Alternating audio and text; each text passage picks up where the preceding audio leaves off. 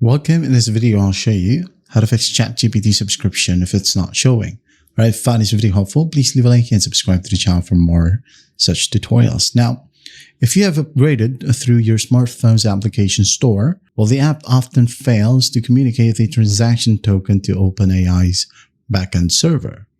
So the ways to fix this is that make sure when you go ahead and log in with a Google account right here from your, for example, Android phone or Samsung phone, make sure as well that on your Play Store, the same exact account is logged in as well, if that makes sense. So in other words, ensure that your phone's active app storefront, it could be Play Store or App Store's account, matches the profile, okay, you were logged into when you initiated the transaction. Another option, you could go ahead over to your profile right here at the bottom or at the top left.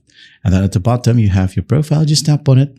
And in here, just got to find upgrade to plus or upgrade to whatever subscription. You can just tap on it, and to refresh it, you'll have to tap on restore subscription, just like so, and check if it works. If it's with Go, I'll tap on restore subscription right here.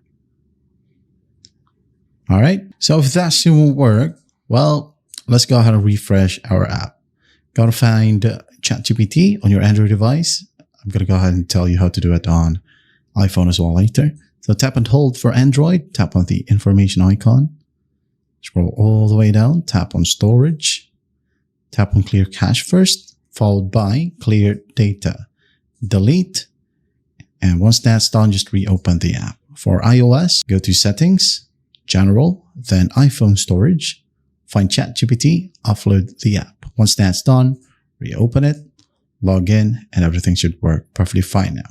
That's how simple it is to fix ChatGPT subscription not showing. I hope this video helps, and I'll see you in the next one.